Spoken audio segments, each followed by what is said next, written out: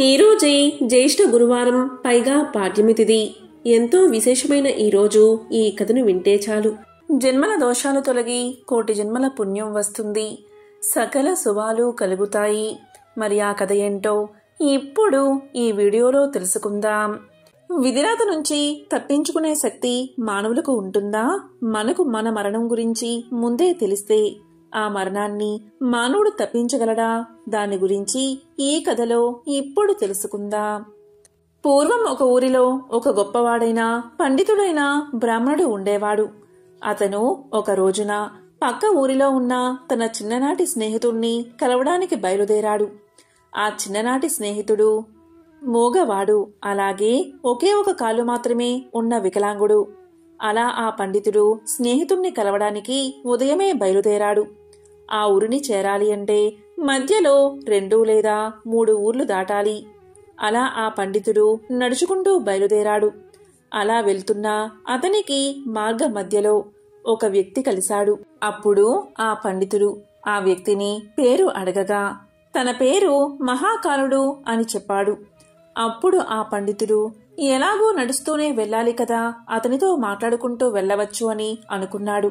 ఆ విధంగా ఇద్దరూ మాట్లాడుకుంటూ ముందుకు వెళ్తున్నారు. అలా వెళ్తూ ఉండగా మధ్యలో ఒక చిన్న ఊరుకు చేరగానే ఆ మహాకాలుడు పండితుడితో ఇలా పలికాడు. మహాత్మా, మీరు నడుస్తూ ఉండండి. నాకు ఇక్కడ ఒక చిన్న పని ఉంది. నేను ఆ పనిని పూర్తి చేసుకుని మిమ్మల్ని ముందు దారిలో కలుస్తాను అని చెప్పి అతను ఆ ఊరిలోకి వెళ్ళిపోయాడు. ఆ పండితుడు సరే అని చెప్పి ముందుకు కదిలాడు. అలా కొద్దిసేపటికి ఆ ఊరిలో ఒక వ్యక్తిని పశువులు తొక్కి చంపేశాయి అనే వార్త పండితుడికి వేరే వాళ్ల వల్ల తెలిసింది. అలా కొద్దిసేపటికి ఆ మహాకాలుడు వచ్చి బ్రాహ్మణుడితో కలిసి నడుస్తున్నాడు. అలా ఇద్దరూ కలిసి నడుస్తూ ఉండగా చీకటి పడింది. అప్పుడు ఆ పండితుడు ఇలా అన్నాడు. ఇప్పుడు చీకటి పడింది. మనం ఈ రోజు రాత్రికి ఈ ఊరిలో ఉన్న గుడిలో పడుకుని తెల్లవారగానే మళ్లీ ప్రయాణం మొదలు పెడదాం అని పలకగా ఆ మహాకాలుడు ఇలా సమాధానం చెప్పాడు. సరే మహాత్మా, అలాగే చేద్దాం. మీరు ఇక్కడే ఉండండి. నాకు ఈ ఊరిలో ఒక ముఖ్యమైన పని ఉంది. ఆ పనిని పూర్తి చేసుకోగానే వెంటనే నేను ఇక్కడికి చేరుకుంటాను అని చెప్పి మహాకాలుడు ఆ ఊరి లోపలికి వెళ్తాడు. అతను వెళ్లిన కొద్దిసేపటికి ఆ ఊరిలో పెద్ద నిప్పు అంటుకుంటుంది. అప్పుడు ఆ పండితుడు ఆ మహాకాలుడు వెళ్లిన ప్రతి చోట ఏదో ఒక అనర్థం జరుగుతుంది. ఇతను వెళ్తే అక్కడ ఏదో జరుగుతుంది అనే అనుమానం మొదలైనది. కొద్దిసేపటికి మహాకాలుడు గుడి దగ్గరికి వచ్చేశాడు. కాని పండితుడు మాత్రం మహాకాలుణ్ణి ఏమీ అడగలేదు. పొద్దున్న లేవగానే ఇద్దరూ ప్రయాణాన్ని ప్రారంభించారు. మళ్లీ కొద్ది దూరం వెళ్లగానే ఇంకొక ఊరికి చేరుకున్నారు. అప్పుడు ఆ మహాకాలుడు ఇలా అన్నాడు. మహాత్మా, మీరు ముందుకు నడుస్తూ ఉండండి. నాకు ఈ ఊరిలో ఒక చిన్న పని పడింది. అది ముగించుకుని నేను ముందు దారిలో మిమ్మల్ని కలుస్తాను అని చెప్పి అతను ఊరి లోపలికి వెళ్లిపోయాడు. కాని ఈసారి పండితుడు ముందుకు వెళ్లకుండా అక్కడే నిలబడి వేచి చూస్తున్నాడు. కొద్దిసేపటికి ఆ ఊరిలో ఒక వ్యక్తి పాముకాటుకు చనిపోయాడు అనే విషయం పండితుడి చెవున పడింది. ఈ మహాకాలుడు వెళ్లిన ప్రతి చోట ఏదో ఒక ప్రమాదం ఖచ్చితంగా జరుగుతుంది అనుకున్నాడు పండితుడు. ఇందులో ఏదో విషయముంది. అతను వచ్చిన తర్వాత అతన్ని అడిగి తెలుసుకోవాలి అనుకున్నాడు పండితుడు. కొద్దిసేపటికి మహాకాలుడు పండితుడి వద్దకు చేరుకున్నాడు. ఆ పండితుడు మహాకాలుడితో ఇలా అన్నాడు. చూడు, నేను నిన్ను గమనిస్తూనే ఉన్నాను. నీవు ఏ ఊరికి వెళ్ళినా నీవు వెళ్లిన కొద్దిసేపటికే అక్కడ ఏదో ఒక ప్రమాదం జరుగుతుంది. ఎవరో ఒకరు మరణిస్తూనే ఉన్నారు. అసలు నువ్వు ఎవరు అని అడుగుతాడు. అప్పుడు ఆ మహాకాలుడు ఇలా చెప్తాడు. మహాత్మా, మీరు మహా జ్ఞానవంతులు. మహాత్ములతో కలిసి నడిస్తే మంచి జరుగుతుందని నేను మీ వెంట నడుస్తున్నాను. నన్ను మీరు గుర్తుపట్టలేదా? నేను ఒక యమదూతను. మా యమధర్మరాజు గారి ఆజ్ఞతో ప్రాణాలను హరిస్తూ ఉంటాను. ఇప్పుడు నేను వెళ్లిన ఊళ్ళలో వాళ్ల ఆయులు తీరిపోయాయి. అందువల్లే వారి ప్రాణాలను హరించి వేస్తున్నాను అన్నాడు మహాకాలుడు. అప్పుడు ఆ పండితుడు ముందుగా కొద్దిగా భయపడ్డాడు. తరువాత ధైర్యం తెచ్చుకుని, నాయనా, నీవు నిజంగా యమదూతవే అయితే ఒక విషయం నాకు చెప్తావా? నీవు తర్వాత తీయబోయే ప్రాణం ఎవరిది అని అడుగుతాడు. అప్పుడు ఆ యమదూత ఇలా సమాధానం చెప్తాడు. మహాత్మా, తరువాత చనిపోయేది ఎవరో కాదు, మీరు ఇప్పుడు కలవడానికి వెళ్తున్న మీ చిన్ననాటి స్నేహితుడే. అతని చావుకి కారణం కూడా మీరే అవబోతున్నారు. మీ వల్లే అతను మరణిస్తాడు అని చెప్పాడు మహాకాలుడు. అప్పుడు ఆ పండితుడు ఎంతో బాధపడతాడు. ఒకవేళ అతను నిజంగానే యమదూత అయితే ఈయన చెప్పింది ఖచ్చితంగా జరుగుతుంది. నా వల్లే నా ప్రియమిత్రుడు మరణిస్తాడు. అలా అస్సలు జరగకూడదు. నేను వెళ్లి కలిస్తేనే కదా నా వల్ల మరణిస్తాడు. అందువల్ల నేను అతన్ని అస్సలు కలవను. నేను కలవకపోతే మరణించడు అని అనుకుని ఆ పండితుడు ఆ స్నేహితుడి దగ్గరకు వెళ్లకుండా అలానే ఆగిపోయాడు. అప్పుడు ఆ యమదూత ఇలా అన్నాడు. మహాత్మా, మీరు మనసులో ఏమి ఆలోచిస్తున్నారో నాకు తెలుసు. మీరు మీ మిత్రుణ్ణి కలవడానికి వెళ్ళకపోయినా అతని తలరాత మారదు. మీ మిత్రుడి మరణం నిర్ణయించబడింది. దాన్ని ఎవరూ మార్చలేరు. ఇంకా కొద్దిసేపటిలో అది జరిగిపోతుంది అన్నాడు మహాకాలుడు. ఆ యమదూత మాటలు విన్న పండితుడు చాలా బాధపడ్డాడు. నా మనసులో నేను అనుకున్న మాటలు ఈ వ్యక్తికి ఎలా తెలిసాయి? అయితే ఇతను ఖచ్చితంగా యమదూతే. ఇతని మాట ఖచ్చితంగా జరుగుతుంది. నా వల్లే నా మిత్రుడు చనిపోతాడు. అందువల్లే నేను వచ్చిన దారిలోనే వెనక్కి వెళ్లిపోతాను అనుకుంటూ ఇంటికి తిరిగి వెళ్లిపోతున్నాడు. అలా వెనక్కి తిరిగి వెళ్తూ ఉండగా స్వయంగా తన వైపు వేగంగా రావడం చూశాడు. తన స్నేహితుడు చాలాసేపటి నుంచి తన వెంట వస్తున్నట్లుగా అనిపించింది. అతను వికలాంగుడు మరియు మగవాడు కావడం వల్ల పండితుణ్ణి చేరుకోలేకపోయాడు. మగవాడు కావడం వల్ల అరవలేకపోయాడు. అలా మిత్రుడు చాలా ఆయాసపడుతూ పండితుడి దగ్గరకు చేరుకోగాని కింద పడిపోయి ప్రాణాలు వదిలిపెట్టాడు. అప్పుడు ఆ పండితుడు భయంతో వణికిపోతూ ఆ యమదూత వైపు చూసి, అసలు ఏం జరిగింది? నా మిత్రుడు ఎలా మరణించాడు అని అడుగుతాడు. అప్పుడు ఆ మహాకాలుడు ఇలా సమాధానం చెప్తాడు. మీ స్నేహితుడు వెనకాల వెళ్లిన ఊరు నుంచి మీ వెంట వస్తున్నాడు. అతను మూగవాడు, అలాగే ఒంటికాలు అవడం వల్ల అతను మిమ్మల్ని చేరుకోలేదు. మిమ్మల్ని చేరుకోవడానికి తన శక్తిని మించి ప్రయత్నించాడు. అందువల్లే ఆయాసంతో గుండె ఆగిపోయి మరణించాడు. అతను మీ కారణంగానే మరణించాడు. మిమ్మల్ని కలవడానికే కదా వస్తుంది అంటూ సమాధానం చెప్పాడు మహాకాలుడు. అప్పుడు పండితుడు ఇలా పలికాడు. మృత్యువుని ఆపడం ఎవరి వల్ల కాదు. అందరికీ ఏదో ఒకసారి మృత్యు వచ్చి తీరుతుంది అంటూ తన్ని తాను సముదాయించుకుని తన స్నేహితుడి దహన సంస్కారాలు పూర్తి చేశాడు.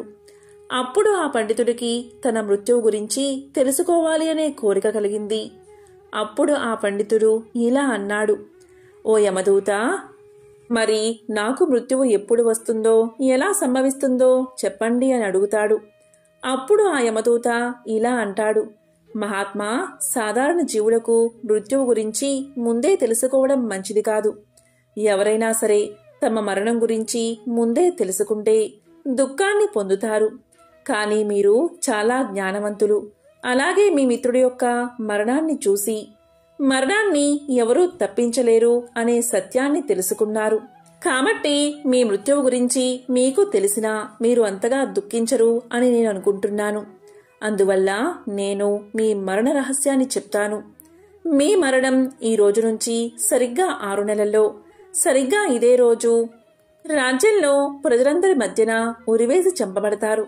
అలా మీకు మరణం సంభవిస్తుంది. ఆశ్చర్యాన్ని కలిగించే విషయం ఏంటి అంటే మీరు నవ్వుతూ ఈ ఉరిని స్వీకరిస్తారు అని చెప్పి ఆ మహాకాలుడు అక్కడి నుంచి వెళ్లిపోయాడు. ఆ తరువాత పండితుడు కూడా తన ఊరికి వెళ్లిపోయాడు. ఎంతటి పండితుడైనా తన మరణం గురించి ఖచ్చితంగా తెలిస్తే భయం కలుగుతుంది కదా. అలాగే ఆ మృత్యువును తప్పించుకునే ప్రయత్నాలు చేస్తారు. సరిగ్గా ఈ పండితుడు కూడా అదే చేశాడు. పండితుడు గొప్ప విద్వాంసుడు కావడం వల్ల అతనికి ఆ దేశ రాజుగారు బాగా తెలుసు.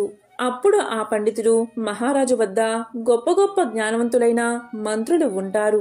వారి దగ్గరకు వెళ్లి నా గురించి చెప్తే వారు మృత్యువును ఆపే ఏదో ఒక ప్రయత్నం చేస్తారు అని ఆలోచించి మర్నాడు ఉదయాన్నే రాజ్యసభకు వెళ్లి జరిగిన వృత్తాంతానంతా చెప్పాడు.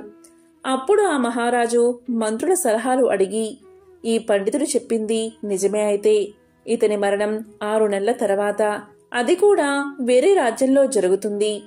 అందువల్ల ఈ పండితుడు వచ్చే 6 నెలలు ఈ కోటలోనే ఉండాలి అని, దానికి కావలసిన అన్ని సౌకర్యాలు ఏర్పాటు చెయ్యమని ఆదేశించాడు. నా అనుమతి లేకుండా ఈ పండితుణ్ణి ఎవరూ కలవకూడదు.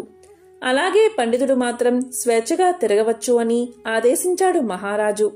ఎందుకంటే పండితుడికి తిరిగే స్వేచ్ఛ లేకపోతే అతన్ని బంధించినట్లుగా అవుతుందని అతడికి ఎక్కడైనా తిరిగే స్వేచ్ఛను ఇచ్చాడు మహారాజు. కాని ఆ పండితుడు మృత్యువుకు భయపడి బయటకు కూడా రావడం లేదు. కోటలోనే ఉంటున్నాడు. కాలం గడుస్తూ ఉంది. చివరికి పండితుడికి మృత్యువు సంభవించే రోజు రానే వచ్చింది. తెల్లవారితే మరణం సంభవించే రోజు. అప్పుడు ఆ పండితుడు ఇలా అనుకున్నాడు, నేను బయటకు వెళ్తేనే కదా మరణం. నేను ఎలాగో బయటకు వెళ్ళను, ఇక్కడే ఉంటాను. ఇక్కడే ఉంటే మరణం సంభవించదు. ఇక నేను మరణాన్ని తప్పించుకున్నట్లే అని అనుకుని ఆనందంగా ఆ రోజు రాత్రి త్వరగానే పడుకున్నాడు. ఆ పండితుడికి నిద్రలో నడిచే అలవాటు ఉంది. ఆ విషయం అతనికి కూడా తెలియదు. అలా ఆ పండితుడు నిద్రలో నడుచుకుంటూ బయటకు వచ్చి ఒక గుర్రపు బండి మీద కూర్చున్నాడు. పండితుడికి ఎక్కడైనా తిరిగే స్వేచ్ఛ ఉంది కాబట్టి అతన్ని ఎవరూ ఆపలేదు. అలా అతను గుర్రపు బండిపైనే వెళ్తూ పక్కన ఉన్న రాజ్యంలోకి ప్రవేశించాడు. రాత్రి సమయం కావడం వల్ల అందరూ గాఢ నిద్రలో ఉన్నారు. ఆ పండితుడు గుర్రపు బండి దిగి నడుచుకుంటూ నేరుగా మహారాణి పడక గదిలోకి చేరుకుని మహారాణి మంచంపైనే పడుకున్నాడు. తెల్లవారుజామునే మహారాజు పండితుడు మహారాణి పక్కన పడుకుని ఉండడం చూసి కోపంతో ఊగిపోయాడు. వెంటనే భటుల్ని పిలిపించి ఆ పండితుడిని బంధించి కారాగారంలో పడేశాడు. కాని పండితుడికి ఏమీ అర్థం కాలేదు. అసలు తాను ఈ రాజ్యంలోకి ఎలా వచ్చాడో తెలియడం లేదు. ఆ పండితుణ్ణి రాజ్యసభలో ప్రవేశపెట్టారు.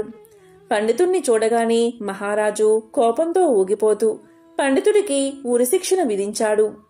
ఉరిశిక్ష అని వినబడగానే పండితుడు భయపడిపోయి, మహారాజా, నన్ను క్షమించండి. నేను ఇక్కడికి ఎలా వచ్చానో నాకు తెలియదు. నాకు ముందే తెలుసు ఈ రోజు నాకు ఖచ్చితంగా మరణం సంభవిస్తుందని. దాని ప్రకారమే ఇదంతా జరుగుతుంది అని చెప్పాడు పండితుడు. అప్పుడు ఆ మహారాజు ఇలా పలికాడు, ఏంటి, ఈరోజు నీకు మరణం సంభవిస్తుందని ముందే తెలుసా అని అడగ్గా అప్పుడు ఆ పండితుడు గత 6 నెలల నుంచి జరిగింది మొత్తం మహారాజుకు విన్నవించాడు. అది విన్న మహారాజుకు ఇదంతా నమ్మశక్యంగా లేకపోయినా ఆ పండితుడితో ఇలా అంటాడు, చూడు, నీవు చెప్పింది నిజమే అయితే, ఆ మహాకారుడు చెప్పినట్లు నిజంగా జరిగితే నీ చావుకు నేను కారణం కావాలి అనుకోవడం లేదు. ఒకవేళ నీవు చెప్పేది అబద్ధమని తెలిస్తే నీకు ఈరోజు మరణశిక్ష తప్పదు అని చెప్పి పండితుణ్ణి ఆశ్రయించిన మహారాజు ఈ రాజుకు మంచి స్నేహితుడు కావడం వల్ల భటులతో ఒక లేఖను పంపించాడు. ఆ లేఖను తీసుకువెళ్లి భటులు సాయంత్రానికి తిరిగి వచ్చి, మహారాజా, ఈ పండితుడు చెప్పింది పూర్తిగా వాస్తవం. గత 6 నెలలుగా స్వయంగా ఆ మహారాజే ఇతనికి ఆశ్రయాన్ని కల్పిస్తున్నాడు. కాని ఇతను ఈ రాజ్యంలోకి ఎలా ప్రవేశించాడు అనేది మాత్రం ఎవరికీ తెలియదు. అందువల్ల ఇతనికి ఉరిశిక్ష వేయడం మంచిది కాదు అన్నారు. కాని ఇప్పుడు మహారాజా, పెద్ద సమస్య వచ్చింది. అది ఏంటి అంటే, మహారాజు ఏమీ ఆలోచించకుండా ఉరిశిక్ష విధించమని తీర్పు ఇచ్చాడు. ఉరి వేయకపోతే ఇతను ఇచ్చిన మాట తప్పుతుంది. అలా ఎప్పటికీ జరగకూడదు. ఒకవేళ ఉరేస్తే ఒక అమాయకుడు మరణిస్తాడు. పెద్ద సంకటలో పడిపోయాడు మహారాజు. అప్పుడు ఆ మహారాజు అందరి మంత్రులతో చర్చించి ఒక ఉపాయాన్ని ఆలోచించారు. అప్పుడు మంత్రులు ఇలా పలికారు, మహారాజా, మనం ఈ పండితుడికి సన్నని ఒక చిన్న దారంతో ఉరిశిక్షను అమలు చేద్దాం. అలా చేస్తే మీరు ఇచ్చిన తీర్పు అమలవుతుంది. అలాగే పండితుడికి ఏ ప్రాణహాని జరగదు అని చెప్పారు మంత్రులు. ఇక మహారాజుకు కూడా ఈ ఉపాయం బాగా నచ్చింది. అలాగే చెయ్యమని ఆదేశించాడు. పండితుడి కోసం మెత్తని సన్నని దారాన్ని ఉరికొయ్యకు కట్టి పండితుడికి ఉరి తగిలించారు. అందరూ సంతోషంగానే ఉన్నారు. ఎందుకంటే పండితుడు మరణించడు. మహారాజు యొక్క తీర్పు నిలబడుతుంది. ఇక పండితుడికి కూడా సంతోషంగానే ఉంది. ఎందుకంటే ఇంత సన్నని దారంతో మృత్యువు లభించదు అని సంతోషిస్తున్నాడు. అందరూ చూస్తూ ఉండగానే ఒక పెద్ద గాలి వచ్చి ఆ సన్నని దారాన్ని తెంపేసింది. దాంతోపాటు పండితుడు కూడా నేలమీద పడిపోయాడు. ఏం జరిగింది అని అందరూ వెళ్లి చూడగా ఆ సన్నని దారమే ఆ గాలి వేగం వల్ల పండితుడి యొక్క గొంతు తెంపేసింది. దీంతో గొంతు తెగి అధిక రక్తస్రావం అవడం వల్ల అందరూ చూస్తూ ఉండగానే ఆ పండితుడు నేలమీద పడి మరణించాడు. చివరకు మహాకారుడు చెప్పినట్లే జరిగింది. అందరూ ఆశ్చర్యపోయారు. ఇంత సన్నని దారంతో మరణం ఎలా సంభవిస్తుంది? అయినా మృత్యువును ఎవరూ ఆపలేరు. మరణ సమయం నిశ్చయమైతే ఎన్ని ప్రయత్నాలు చేసినా దాన్ని ఎవరూ తప్పించలేరు అని అందరూ అనుకున్నారు. ఆ పండితుడికి తన మరణం గురించి ముందే తెలిసి ఉండకపోతే ఈ 6 నెలలు దాక్కుని భయంతో జీవించేవాడు కాదు. ఎంతో సంతోషంతో 6 నెలలు జీవించేవాడు. అందుకే విధిరాతను ఎవరూ తప్పించలేరు. కాబట్టి ఈ రోజు ఎవరైతే వావిలి లక్ష్మీవారం కథను వింటారో వారి ఇంట్లో ధనం ప్రవాహంలా వస్తుంది. వారికి జీవితంలో దరిద్రం అనేదే దరిచేరదు. మరి ఆ కథ ఏంటో ఇప్పుడు ఈ వీడియోలో తెలుసుకుందాం. ఈ కథను విన్నంతనే 1,000,000 గోవులను దానం చేసిన మహాపుణ్యం మీకు లభిస్తుంది. పూర్వం అవంతి పట్టణంలో ఒక బ్రాహ్మణ కుటుంబం నివసిస్తూ ఉండేది. ఆ ఇంటి యజమాని అన్ని శాస్త్రాలు తెలిసిన పండితుడు. ఆ పండితుడికి 4 కొడుకులు 4 కూతుళ్లు ఉన్నారు. ఆ ఇంట్లో ఆడపిల్లలకు పెళ్లిడు వచ్చింది. ఇక ఆ పండితుడు వాళ్లకు వివాహం చెయ్యాలి అని నిర్ణయించుకున్నాడు. వారి చేత వావిలి లక్ష్మీవారపు నోము నోయించాడు. మొదట 3 చక్కగా నోము నోచి ఉద్యాపన చెప్పారు. చిన్నమ్మాయి మాత్రం ఆ వ్రతం పట్ల అశ్రద్ధ చూపించింది. ఆ విధంగా అశ్రద్ధతో ముగింపు చెప్పలేదు. దానికి ఆ పండితుడు ఎంతో బాధపడ్డాడు. ఇక సంబంధాలు వెతికాడు. మొదట 3కి గొప్ప సంబంధాలు దొరికాయి. కాని చివరి అమ్మాయికి మాత్రం పేద కుటుంబంలో సంబంధం కుదిరింది. ఇక చేసేది లేక ఆ పండితుడు వారికి ఘనంగా వివాహం చేసి అత్తవారి ఇళ్లకు పంపాడు. 4వ కూతురు చాలా లేనివారికి కోడళ్ళు అయ్యింది. అందువల్ల ఒక్కసారైనా అన్నలు పుట్టింటికి ఆమెను తీసుకుని వెళ్లేవారు కాదు.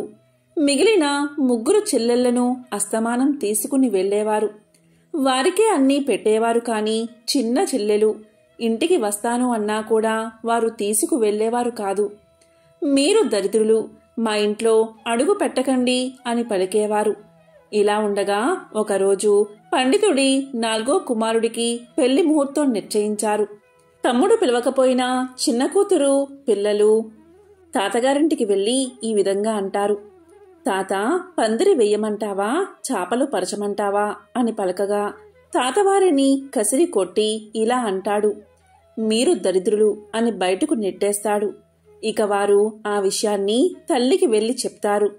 దాంతో ఆమె ఎంతో దుఃఖించి ఇదంతా ఎందుకు జరిగింది అని కూర్చుని ఆలోచిస్తుంది. అలా ఆలోచించే సందర్భంలో ఆమెకు గుర్తుకు వస్తుంది. ఆమె వావిలి లక్ష్మీవారపు నోమును పట్టి దాన్ని ముగించలేదని. తన అక్కలు మాత్రం ఆ వ్రతాన్ని ఎంతో భక్తి శ్రద్ధలతో ఆచరించారు. అందుకే వారికి అంత ఐశ్వర్యం కలిగింది. ఇదంతా ఆ గురువారం రోజు వావిలి లక్ష్మీవారపు నోము మహత్యం వల్లే. నేను ఆ నోమును సరిగ్గా నోచుకోకపోవడం వల్లే ఇంత పేదరికాన్ని అనుభవిస్తున్నానని ఆమె అనుకుంది. ఇక వెంటనే ఆమె ఆలస్యం చేయకుండా వావిలి లక్ష్మీవారపు నోము పట్టి ఉద్యాపన చెప్పింది. ఆ కథ చెప్పుకుని అక్షింతలు తలపై వేసుకుంది. కొత్త చాటలో కడిగిన బియ్యం 1 కేజీ, కడగని బియ్యం 1 కేజీ మరియు వావిలి కొమ్ములు కూడా పెట్టి పాతచేట మూత పెట్టి జాకెట్టు ముక్క తాంబూలాలతో గోడపై నుండి 35 మందికి వాయినం ఇచ్చింది. ఇంతలో ఆమె ఇంట్లో గనగనమని శబ్దం వచ్చింది. ఏంటని వెళ్లి చూసేసరికి ఇల్లంతా ఆభరణాలతో బంగారపు వజ్రాలతో నిండిపోయింది. సర్వసంపదలు ఆమెకు కలిగాయి. ఆ ధనంతో 1000 ఎకరాల పొలం కొన్నది. మంచి ఇల్లు కట్టుకుంది. అన్ని ఆభరణాలు ధరించుకుంది. ఇక ఆమె గురించి ఆ ఊళ్ళో వారంతా చెప్పుకోవడం మొదలుపెట్టారు. ఫలానా ఆమె వావిలి లక్ష్మీవారపు నోమునొచ్చి సర్వ ఐశ్వర్యాలు పొందిందని అందరూ చెప్పుకోగా పుట్టింటి వారికి ఈ విషయం తెలిసింది. ఒకరోజు సర్వ ఆభరణాలు అలంకరించుకుని ఆమె పుట్టింటికి వెళ్లేసరికి ఆమె తల్లిదండ్రులు, అక్కా చెల్లెళ్ళు, అన్నా తమ్ముళ్ళు ఎంతగానో గౌరవించారు. ఇదంతా వావిలి లక్ష్మీవారపు వ్రత మహత్యమేనని ఆమె అనుకుంది. అలా వారు సకల ఐశ్వర్యాలతో జీవించారు. అదృష్టం ఉన్నవారు మాత్రమే ఈ కథను వినగలుగుతారు. ఈ కథను విన్నంత మాత్రం చేతనే సకల సంపదలు కలుగుతాయి. ఇక మీ ఇంట్లో అన్ని శుభాలే కలుగుతాయి. పూర్వం దండకారణ్యంలో ఒక చెట్టు కింద శుచిముఖమనే పక్షి నివాసం ఉండేది. దానికి ఇతరులకు సహాయం చెయ్యాలి అనే సద్బుద్ధి ఉండేది. ఆ చుట్టుపక్కల చెట్ల మీద కొన్ని కోతులు కూడా నివాసం ఉండేవి. ప్రతిరోజు ఉదయాన్నే శుచిముఖం నిద్రలేచి ఆహారం కోసం ఎక్కడెక్కడో తిరిగి ఆహారాన్ని సంపాదించుకుని తిని సాయంత్రానికి తన గూటికి చేరుకునేది. ఒకసారి వర్షాకాలం ముగిసి చలికాలం వచ్చింది. కోతులు ఆ చలికి తట్టుకోలేకపోతున్నాయి. మంట వెలిగించడం వాటికి చేతకాదు. మంటను ఎలా వెలిగించాలి అని ఆలోచిస్తూ ఉన్నాయి ఆ కోతులు. మధ్యాహ్నం అంతా కూడా ఎంత బాగానే ఉన్నా రాత్రవుతున్న కొద్దీ చలి తీవ్రత విపరీతంగా పెరిగిపోయేది. పైగా అది అడవి, సహజంగానే చలి విపరీతంగా ఉంటుంది. అప్పుడప్పుడు ఆ దారిలో పోయేటటువంటి మనుషులు చలి కాచుకోవడానికి మంటను వేసేవారు. ఆ మంటను చూసి కోతులు మనం కూడా ఇలా మంట వేసుకుంటే బాగుంటుంది అని అనుకునేవి. కానీ మంట వెలిగించడానికి వాటికేమీ తెలియదు కదా. దాంతో అవి తమలో తాము ఎంతగానో మదన పడుతూ ఉండేవి. శుచిముఖం కోతులను రోజూ కనిపెడుతూనే ఉండేది. రాత్రిపూట మినుగురు పురుగులు ఎగురుతూ ఉండేవి. వాటి శరీరం నుంచి వచ్చే వెలుగు చూసి కోతులు అవి మంట అని తలిచేవి. ఒకరోజు రాత్రిపూట కోతులన్నీ కలిసి ఒక్కొక్కటిగా మినుగురు పురుగులను పట్టుకుని ఒకచోట గుప్పగా పోసాయి. ఆ పురుగుల శరీరం నుంచి వెలువడే వెలుగును చూసి మంట అని తలిచి ఆ పురుగుల చుట్టూ చేరి చలి కాచుకునేవి. శుచిముఖం ఇదంతా గమనిస్తూనే ఉంది. దానికి నవ్వు వస్తుంది. కోతులు ఎంత తెలివి తక్కువవి, మినుగురు పురుగుల నుంచి వచ్చే వెలుగుని మంట అనుకుంటున్నాయి. పైగా వాటి చుట్టూ చేరి చలిమంట కాచుకుంటున్నాయి అని తలచి తనలో తాను నవ్వుకుంది. ఒకరోజు రాత్రి కోతులన్నీ కూడా ఎప్పటిలాగా మినుగురు పురుగులు పట్టుకుని ఒకచోట కుప్పలాగా పోసి చలి కాచుకుంటున్నాయి. శుచిముఖం అది చూసి ఊరికే ఉండలేకపోయింది. కోతులకు వాస్తవం చెప్పాలి అనుకుంది. ఇక కోతులతో శుచిముఖం ఇలా పలికింది. అయ్యా కోతుల్లారా, మీరు చలి కాచుకుంటుంది నిజంగా మంట కానే కాదు. అవి మిలుగురు పురుగులు. ఆ పురుగుల నుంచి వచ్చేది కేవలం వెలుగు మాత్రమే. ఆ వెలుగును మీరు వేడి అనుకుని తాపత్రయపడుతూ భ్రమపడుతూ ఉన్నారు. కట్టె పుల్లలను కాలిస్తేనే మంట పుడుతుంది. ఆ మంటకే వేడి కలుగుతుంది. ఆ వేడి కాచుకుంటూనే చలి తీరుతుంది. అంతేకాని ఈ మినుగురు పురుగులకు వేడి ఎక్కడిది అని చెప్పి నవ్వింది. కోతులు శుచిముఖం చెప్పిన మాటలు విన్నాయి. ఈ పక్షి ఏమిటి మాకు సలహాలు ఇస్తుంది అని అనుకున్నాయి. శుచిముఖం కోతులతో మళ్ళీ ఇలా పలికింది. ఓ కోతుల్లారా, ఇందాకే ఈ దారి వెంబడి వెళ్లిన మనుషులు మంట వేసుకుని చలి కాచుకున్నారు కదా. అక్కడ చూడండి, నిప్పు ఉంటుంది. దానిలో కొన్ని కట్టె పుల్లలు తెచ్చి ఇక్కడ వేయండి. అవి రాచుకుని మళ్ళీ మంట వస్తుంది. మీకు చలిబాధ తీరుతుంది అని పలికింది. ఇక కోతులన్నీ శుచిముఖం వైపు ఆశ్చర్యంగా అసహనంగా చూశాయి. అలా చూడగా శుచిముఖం మళ్ళీ ఇలా పలుకుతుంది. ఇంకా చూస్తారేమిటి కోతుల్లారా, ఎంతసేపు మీరు ఆ మినుగురు పురుగుల చుట్టూ కూర్చున్నా ఏమీ ప్రయోజనం ఉండదు. అక్కడ వేడి అనేదే ఉండదు అని చెప్పింది. ఇదంతా విన్న కోతులకు కోపం అధికమైంది. వాటిలో ఒకటి తెలివిగా శుచిముఖం వైపు చూసి ఇలా పలికింది. ఓ పక్షి, ఆ మంట ఎలా వెయ్యాలో ఒకసారి మా దగ్గరకు వచ్చి చూపించొచ్చు కదా అని పలికింది. దానికి శుచిముఖం, తనని సలహా అడిగారు అనే ఉత్సాహంతో, ఆనందంతో ఒళ్ళు మరచి ఆ కోతుల దగ్గరకు వెళ్ళింది. అప్పటికే బాగా కోపంగా ఉన్నటువంటి కోతులు సుజముఖాన్ని గట్టిగా పట్టుకున్నాయి. ఓ పక్షి, మేము ఎంత పెద్ద జంతువులం, నువ్వేమిటి మాకు చెప్పేదేమిటి? నీవేమో వేలడంత లేవు, అయినా కూడా నీవు మాకు సలహాలు ఇస్తున్నావు, నీతులు చెప్తున్నావు. నీకు ఉన్న బుద్ధి మాకు లేదా ఏంటి అని కోతులు కోపంగా తమకు మంచి చెప్పబోయినా సుజముఖం మెడపట్టుకుని పిసికి చంపేశాయి. కాబట్టి మూర్ఖులకు హితం చెప్పరాదు, సలహా ఇవ్వనే ఇవ్వకూడదు. ఎందుకంటే బుద్ధిహీనులు మంచివారు చెప్పిన మాటలు అస్సలు వినరు. పైగా వారి వల్ల బుద్ధిమంతులకు ప్రాణహాని కూడా ఏర్పడుతుంది. కాబట్టి దుష్టులకు, బుద్ధిహీనులకు దూరంగా ఉంటే చాలా మంచిది. ఎందుకంటే సుజిముఖానికి పట్టిన గతి కూడా మీకు పడుతుంది. కాబట్టి ఎవరితో వివేకంగా ఉండాలి, ఎవరితో అవివేకంగా ఉండాలి అని తెలుసుకోవాలి. అప్పుడే ఎవరికి సహాయం చెయ్యాలి అనే విషయం అర్థమవుతుంది. ఎంతో పవిత్రమైన విశేషమైన ఈరోజు ఈ కథను అదృష్టం ఉన్నవారు మాత్రమే వింటారు.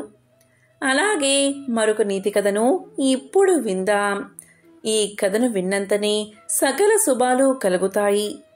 ఒక పర్వత శిఖర ప్రాంతంలో ఒక మహావృక్షం ఉండేది. ఆ వృక్షం పైన ఒక పక్షి నివసిస్తూ ఉండేది. అది అన్ని పక్షుల్లా కాకుండా ఒక ప్రత్యేకతను కలిగి ఉండేది. అది ఏంటి అంటే, ఆ పక్షి రెట్టవేస్తే అది బంగారంగా మారిపోయేది.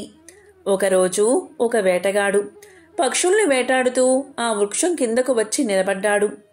వేటగాడు చూస్తూ ఉండగానే ఆ పక్షి రెట్టవేయడం, తక్షణమే అది బంగారు కలికిగా మారిపోవడం జరిగిపోయాయి. ఈ అద్భుతాన్ని చూసిన వేటగాడు తన కళ్ళను తానే నమ్మలేకపోయాడు. ఆహా, ఇదేమి వింత!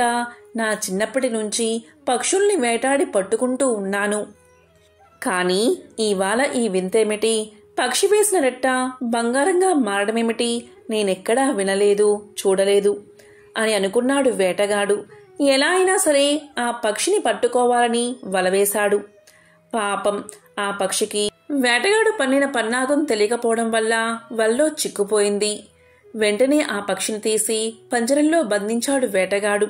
అప్పుడే వాడికొక ఆలోచన వచ్చింది ఈ వింత పక్షి గురించి. వాళ్ళ ద్వారా వీళ్ళ ద్వారా రాజుగారికి తెలిసేలోగా నేనే స్వయంగా రాజుగారికి బహుమతిగా ఇస్తాను, ఆయన ఎంతో సంతోషిస్తాడు అని అలా అనుకోగానే పక్షితో సహా రాజు దగ్గరకు వెళ్ళాడు వేటగాడు. ఇక రాజుగారు తన మంత్రులతో సమావేశమై ఉన్నారు. వేటగాడు రాజుగారికి నమస్కారం చేసి పక్షి గురించి, దాని ప్రత్యేకత గురించి వివరించి చెప్పాడు. వేటగాడి మాటలు విన్న రాజు ఎంతో ఆశ్చర్యపోయాడు. వెంటనే సేవకుల్ని పిలిచి ఆ పక్షిని జాగ్రత్తగా చూడండి, అది తిన్నంత తిండి పెట్టండి అని ఆజ్ఞాపించాడు. అయితే వేటగాడు చెప్పిన మాటలకు రాజుగారి మంత్రులకు నమ్మకం కలగలేదు. మంత్రులు రాజుతో ఇలా పలికారు: మహారాజా, ఎవరో ఎక్కడ్నుంచో ఒక వేటగాడు వచ్చి ఏదో చెప్పగానే నమ్మేయడం ఎంతవరకు సమంజసం? పక్షి రెట్టవేస్తే అది బంగారంగా మారడం అసంభవం. కనుక ఈ పక్షిని అలా పంజరంలో బంధించడం సరికాదు, దాన్ని స్వేచ్ఛగా ఎగరవేద్దాము అన్నారు మంత్రులు. వేటగాడు చెప్పిన మాటల్లో నిజానిజాలు పరీక్షించకుండా పక్షిని పంజరం నుంచి విడిపించమని చెప్పారు రాజుగారు. రాజుగారి ఆజ్ఞను అనుసరించి పక్షిని పంజరం నుంచి వదిలిపెట్టగాని అది వెళ్లి కోట దర్వాజా మీద కూర్చుని రెట్టవేసింది. మహారాజు, మంత్రులు, సేవకులు అందరూ చూస్తూ ఉండగానే ఆ రెట్ట బంగారంగా మారిపోయింది. అప్పుడు పక్షి ఇలా అనుకుంది: నేనే తెలివి తక్కువగా వేటగాడి వలలో చిక్కుకున్నాను అనుకుంటే ఈ తెలివి మాలిన వేటగాడు నన్ను తీసుకువచ్చి రాజుగారికి అప్పగించాడు. వేటగాడి మాటలు నమ్మకుండా రాజు, మంత్రులు అంతకంటే తెలివి తక్కువగా పంజరం నుంచి నన్ను వదిలిపెట్టారు. అందరం ప్రబుద్ధులం అనుకుంటూ పక్షి రివ్వున ఆకాశంలోకి ఎగిరిపోయింది. దీని ద్వారా మనం తెలుసుకోవాల్సిన నీతి ఏంటి అంటే, తెలివి తక్కువతనం, తెలివి తక్కువ వాళ్ళ సహవాసం ఎప్పుడూ నష్టాన్ని కలిగిస్తుంది. ఎంతో పవిత్రమైన ఈరోజు అదృష్టం ఉన్నవారు మాత్రమే ఈ కథను వింటారు. ఎంతో విశేషమైన ఈ కథను విన్నంతనే సకల దరిద్రాలు తొలగి సకల శుభాలు కలుగుతాయి. జన్మల దోషాలు తొలగి కోటి జన్మల పుణ్యం వస్తుంది. ఓం నమో నారాయణాయ. ఓం శ్రీ మహాలక్ష్మియే నమః. ఓం శ్రీ మాత్రే నమః.